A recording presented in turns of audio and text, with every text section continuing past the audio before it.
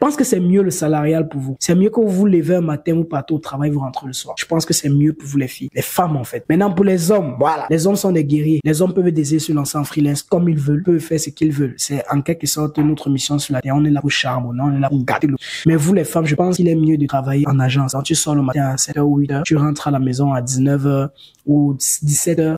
Pour moi, il est difficile de trouver une femme qui est dans le design sans avoir les problèmes de foyer. Ça, c'est en fonction d'une expérience que j'ai vécue en tant que designer. En fait, je vais te raconter une histoire qui s'est passée en 2020 et ça m'a fait tirer beaucoup de leçons. Une fille, Esther, elle m'a contacté. Il y a une zone ici chez nous qu'on appelle Bonaberry. Elle m'a contacté depuis Bonaberry qu'elle voulait se former en design parce que vraiment, elle est à la maison, elle ne fait rien. Et son mari allait la chercher chez elle. Du coup, lui sort, il fait ses activités hautes, il génère des revenus. Mais elle, à son tour, elle cherche comment faire pour l'aider à rentabiliser. Et elle se dit, bon, elle a entendu parler du community management et du design. Il faudrait qu'elle trouve des solutions pour apporter un peu de soutien à son mec dans le domaine qu'il fait. Lui, qu'est-ce que lui fait? Il vend des produits en ligne. Il vend de lait de toilette, des produits pour faire gonfler les formes, pour pouvoir voir avec les formes. Bref, il fait tout ce qui est service en ligne. Elle s'est dit, bon, moi, j'aime mon gars. Et si je décide d'apprendre un domaine qui permet d'être complémentaire à ce que lui fait déjà, alors on pourra mieux joindre les deux bouts avancer. Et elle m'a contacté sur Facebook comme toujours. Elle m'a dit, elle veut une formation. Bon, elle m'a dit que c'est pour son mec. Et quand j'ai validé, elle m'a dit, il est mieux que je parle à son mec pour mieux conclure en fait le truc. Donc, vu qu'il était mieux que je parle à son mec pour mieux conclure le truc, me voilà qui prend rendez-vous avec son mec et elle.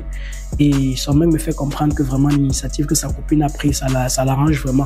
Il aimerait qu'elle travaille en infographie pour pouvoir l'aider dans ses campagnes de communication avec de bonnes idées de communication comme des visuels et autres. Et plus tard, peut-être, il peut faire un petit truc, une petite agence où lui va prester des services, vente de produits et autres. Et elle va se charger de tout ce qui est conception visuelle. J'ai dit d'accord, c'est sans problème. C'est le mec qui me paye. C'est le mec qui me paye. C'est le gars qui me paye. Et quand le gars me paye, j'ai dit d'accord, on va travailler. Et je prends donc la fille, je commence à travailler avec elle, je travaille avec elle. Après le temps passe, la fille commence à avoir des marchés. On finit de bosser, elle rentre à la maison, elle bosse, elle commence à être occupée. Et bon, on connaît ce qui se passe quand parfois le gars rentre, il est fatigué, elle n'a pas préparé, elle a acheté la nourriture dehors. Ça devenait que il était énervé. Parfois quand il sortait, il disait à la fille, rentre de la formation un peu plus tôt aujourd'hui parce que tu vas préparer. Moi personnellement, j'étais au courant de ça. Donc, j'essaie de parler avec la fille que bon, comme le monsieur a dit, tu dois rentrer tôt et je vais te libérer tôt. Il y a les périodes où je donnais les exercices, je disais qu'elle peut faire à la maison et autres. Mais à ma grande surprise, elle était tellement passionnée que lorsqu'elle rentrait à la maison, tac, elle était directement sur le devoir. Elle se disait qu'elle va rentrer du travail à 16h, 17h, faire mes devoirs, demain finir à 18h30, 19h, cuisiner pour que le mec rentre manger vers 20h. Mais apparemment, quand il rentrait, ça décalait toujours. Et après, c'est pas un homme comme les autres. Moi, je dis ça dans la mesure où il a commencé à, premièrement, casser la machine qu'il a achetée pour qu'elle puisse se former avec. Il a cassé le téléphone parce que à un niveau, il s'est dit que peut-être comme elle travaille en journée, elle n'a pas le temps de causer avec ses gars. Et c'est en soirée qu'elle cause, elle n'a pas le temps de préparer pour lui. Donc, il a cassé la machine, il a cassé le téléphone. Et parce qu'il ne mangeait pas bien et quand il s'est couché parfois pour dormir, vu qu'elle avait commencé à gagner des marchés, il appelait, elle disait qu'elle est occupée. Elle se couchait à 3h et tout ça. Ça, c'est une histoire vraiment qui m'a fait chaud au cœur. Il est venu, m'a fait comprendre qu'elle est plus devenue la même. Et apparemment, les clients qu'elle a dans le design, ces clients-là, ils font des avances à sa femme. Mieux explorer cette aventure-là et oublier. Elle semble oublier que oui, c'est le mec qui a payé, qui a concrétisé ce projet qu'elle a pensé au départ. Ça a commencé à faire des problèmes. Et moi, j'ai dit, sincèrement, je suis personne pour entrer dans votre troupe. La seule chose à faire, c'est de pas vous entendre, vous êtes des grandes personnes. Mais il est important de comprendre qu'elle a appris ses compétences pour pouvoir rentabiliser et pouvoir optimiser votre relation, bien sûr. Donc, du coup, les problèmes ont continué et au final, ils sont séparés.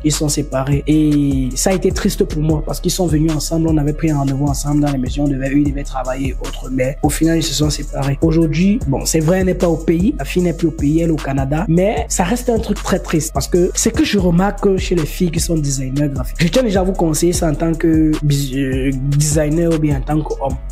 Je pense que c'est mieux le salarial pour vous. C'est mieux que vous vous levez un matin, vous partez au travail, vous rentrez le soir. Je pense que c'est mieux pour vous les filles, les femmes en fait. Maintenant pour les hommes, voilà. Les hommes sont des guerriers. Les hommes peuvent désirer se lancer en freelance comme ils veulent, peuvent faire ce qu'ils veulent. C'est en quelque sorte notre mission sur la terre. On est là pour charbonner, on est là pour gâter le...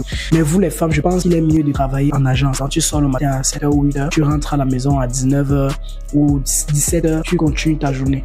Parce que si une femme veut se lancer dans le freelance, je sais pas, mais vous connaissez chez nous ici au Cameroun, il y a les femmes qui font la la filière C, les gens qui font la C, les filles là ne se coiffent pas bien, les tenues ne sont pas bien tenues et autres. C'est un peu comme ça. Donc si une femme se lance en tant que freelance dans le design, elle risque facilement de se retrouver comme les filles de la terminale C ou bien de la première C chez nous ici au pays. Ce qu'elles font, c'est que les filles n'ont pas le temps pour prendre soin d'elles. Elles sont là toujours avec les mathématiques, l'école et autres. La tenue des classes parfois, ce n'est pas très esthétique et autres. C'est un peu ça. Si tu te lances en tant que freelance femme dans le design, sincèrement, peut-être tu es une designer, peut-être tu design, tu fais dans le design moderne, hein. C'est-à-dire tu casses pas trop la tête, tu as quelques 2-3 marchés par mois qui te rapportent ton argent, qui te permettent de vivre et aujourd'hui. Mais si on connaît le chantier, les designers connaissent ce que je suis en train de parler comme un chantier. Le chantier, c'est que tu es un mercenaire dans le design. Tu prends seulement les marchés à gauche, à droite, tu livres, connexion internet, tu recharges la connexion chaque jour.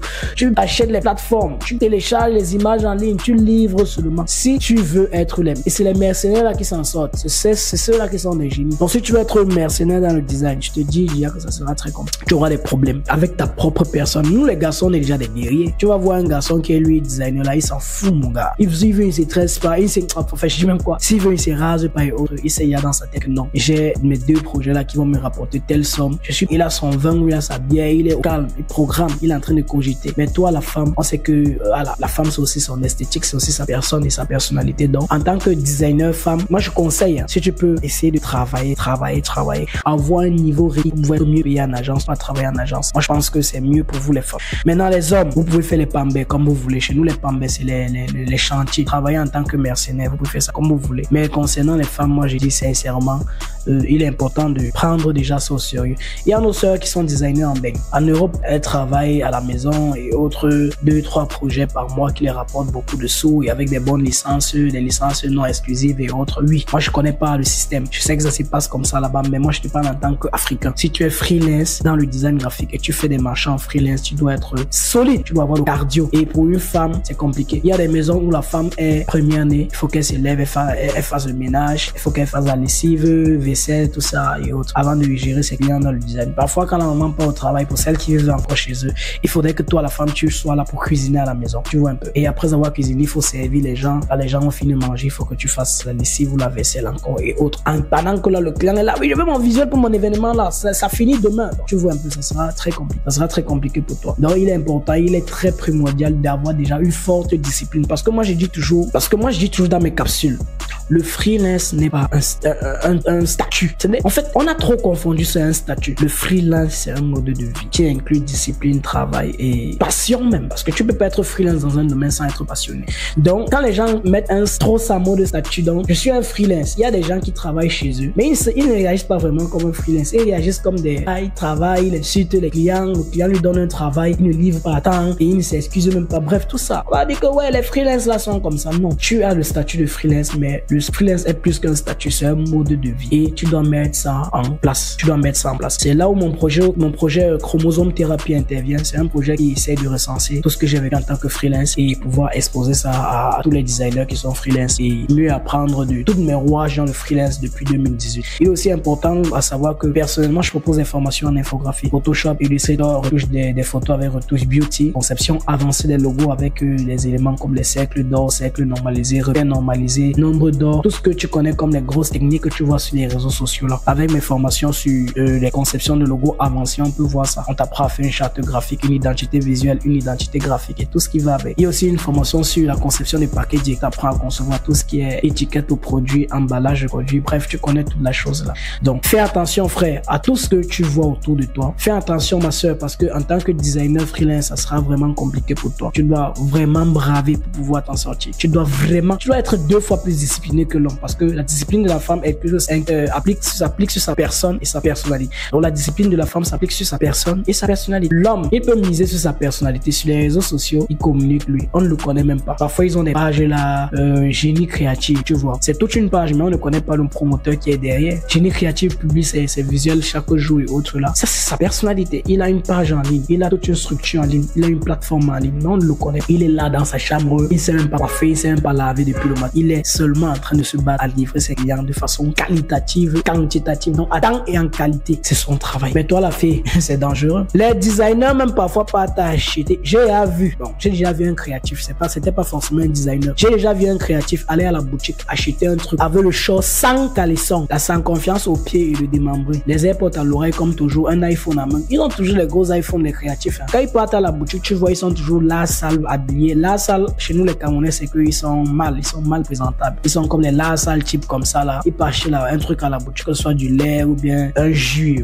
Il a toujours un gros iPhone à main. Il a un sale démembré là, AirPods aux oreilles parce que il écoute les voices des clients, les modifications, les voices pleuvent seulement dans ses oreilles. Mais en réalité, c'est comme ça l'homme. Il doit se battre pour essayer de conquérir, de livrer ses clients. Il se fait une grosse marge financière. Toi, la femme, gars, tu vas prospecter comment? Je ne suis pas en train de parler dans le sens de la prostitution. Je dis prospecter dans le sens où quand un homme essaie de te voir, que tu es une très belle femme, il faudrait que tu prennes soin de toi. Et en tant que designer, il te faut être extrêmement discipliné pour prendre soin de toi. Je précise encore ici, je parle de designers freelance, mercenaires. Je ne dis pas les freelance qui n'ont pas de pression, on a 2 projets par mois. Non.